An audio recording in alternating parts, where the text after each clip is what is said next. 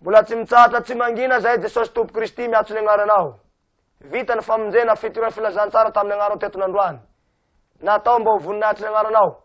Voninahitry ny ray ao amin'ny zanaka. Voninahitry ny zanaka ao amin'ny ray. Ka amin'ny anaranao Jehovah tompony maro, nanaovako ny tony mavaky nandroany mba voninahitry ny agnaranao.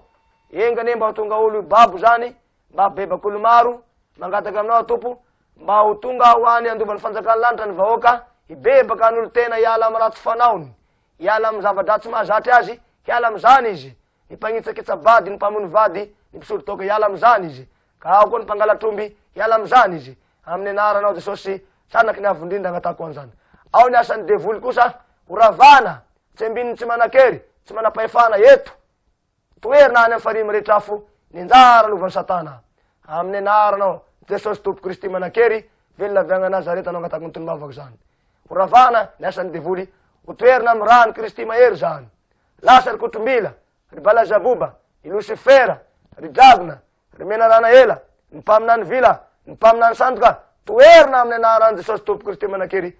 Aoka mba tsy anakery zany, ho any amin'ny farimy rehetrafo, ny anjara toerana mpaminany sandoka. De misaotra anao Jesosy, izany vavaka ataoko zany mo tompo, de mbola amasiniko amin'ny anarany ray sy ny zanaka ary ny fanahy masina.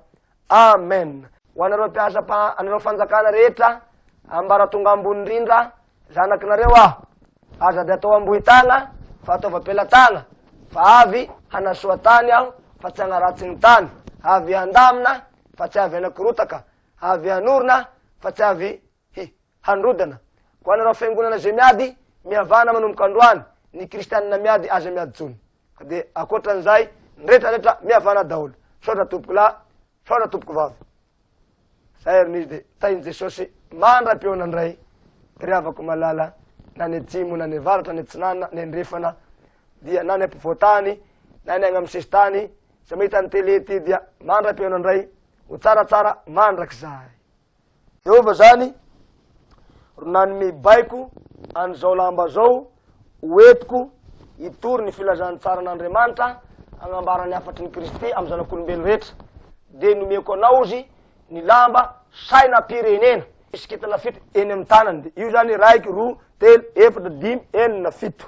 Io ny kitana io. Raiky, roa, telo, efatra, dimy, enina, fito.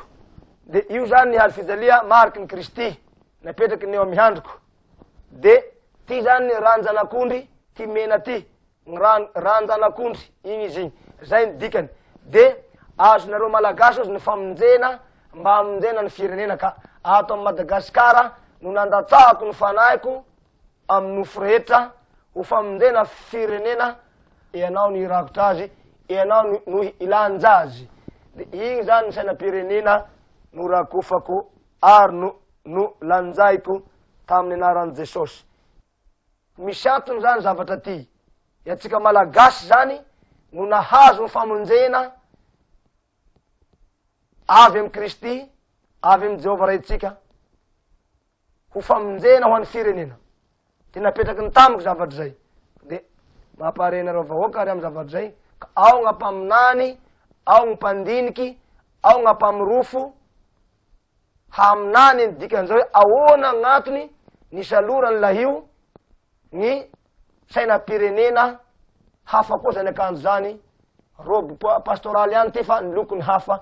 Ka amplisin'izay koa faharoa magnaraka, izao zany ny lokony lamba atao hoe lovasoa ao an-danitra, izay afaka mahazo fanjakany lanitra. De zao gny rakofanao voninahitry Jehova miloko toy zao, maitsomaitso ny lokony ao an-danitra. De mbola zao koa ny lokony volonao ao an-danitra.